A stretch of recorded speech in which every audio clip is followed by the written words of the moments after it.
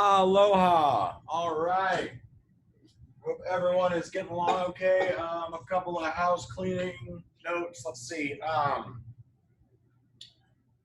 We are going to have to start doing a form of attendance, right? I'll do these on lab day, okay, when we meet for Zoom. So please attend those live Zoom meetings so we can all be on the same page together. I guess a lot of students are dropping off the face of the earth.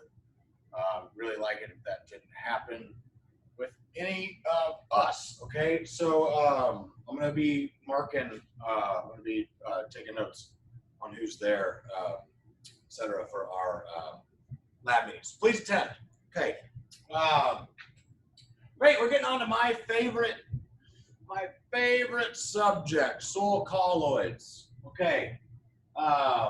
Quick go over. Soil colloids are essentially the most active component of soils. Okay. They are extremely small, right? Which gives them a very high specific surface area, as we saw as we go down in size and particles, our specific surface area goes up. And they possess charge. They possess positive charge and they possess anion exchange capacity, right? If they have negative charge, negative charge, which is most often the case, except for a lot of our little colloids here in the tropics. But if they possess negative charge, then they all exhibit CEC, or cation exchange capacity, okay? And so our colloids are essentially our clay components and our organic matter. But our clay components, as we know, so we have our 2-to-1 and 1-to-1 clays, our montilonite and our kaolinite, respectively. Okay, we've talked a few things about them. We're somewhat getting familiar with them. We're going to get a lot more familiar with them now. But it also include our oxides and our amorphous materials, which is especially relevant here in Hawaii, where we have a number of these amorphous materials and oxides as well. Let me find my clicker. Where'd you put my clicker, Herman? I don't know. All right, so we have a number of objectives. Actually, this will be a fairly, we'll spend some time with all these things. Generally, if we were to be live, we'd spend 2-3 weeks easy, right, going over these things, because a lot of these things, this is where our Zoom meetings are going to come in a lot more helpful. We have very limited math, but some, okay, very limited, talking addition, subtraction, division, status. But we also just have some concepts that are really helpful to go through in a more of a dialectic, right, more of a dialogue. And we can't really do that when I'm just up here talking to Herman, who is not a good conversationalist, okay? So we're going to have a number of videos, and we're going to take some time with these to make sure we're all clear on everything. So we're going to list the important properties of colloids. We're going to know what they are. We're going to know why they're important, why we care. We're going to identify different colloids that are present places. We just talked about a bunch of them, right? Organic matter, 1-to-1, 2-to-1, phyllosilicate clays, oxides, amorphous materials. Differentiate basic structure of common clays, and we will talk about their characteristics and properties. This will spend a little bit of time on, okay? Because our 2-to-1, our clays are not created equal, okay? Even our 2-to-1 clays are not created equal, and they all have important differences in their mineralogy that extrapolate out to important differences in their behavior and practices for management, etc. Okay.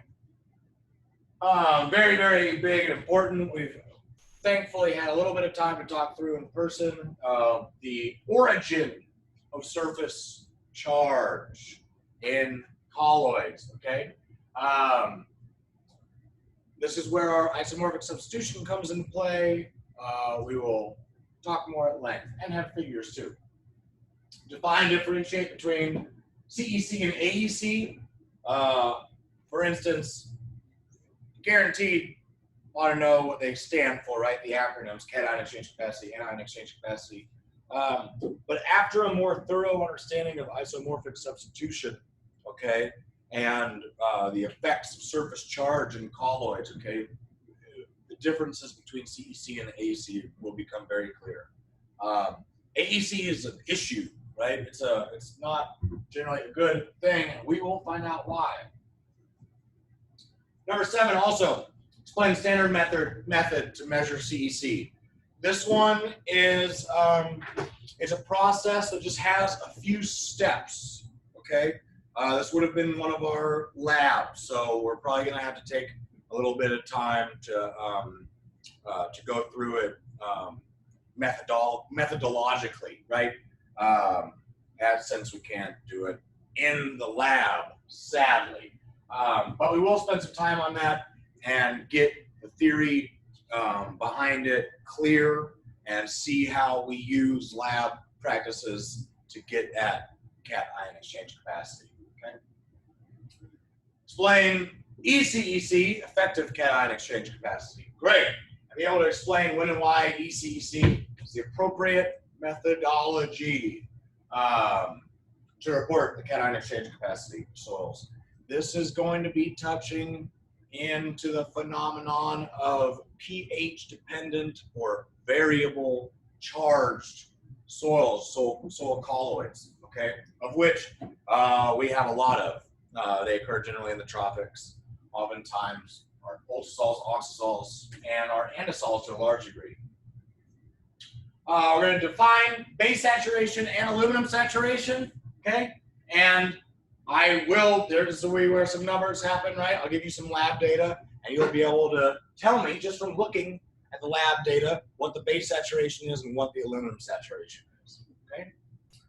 And then finally, given soil taxonomy and cation data, differentiate between pH-dependent charge and permanent charge systems, and compare and contrast the cation exchange capacity in each one. Great. Nice big chunk of jerky. Does that bite, right? Great. We're going to get through it together. We're going to get through it having a good time. Ain't that right, Herman? That's right. That's right. All right. I'll make that a video just to keep these short. Mahalo.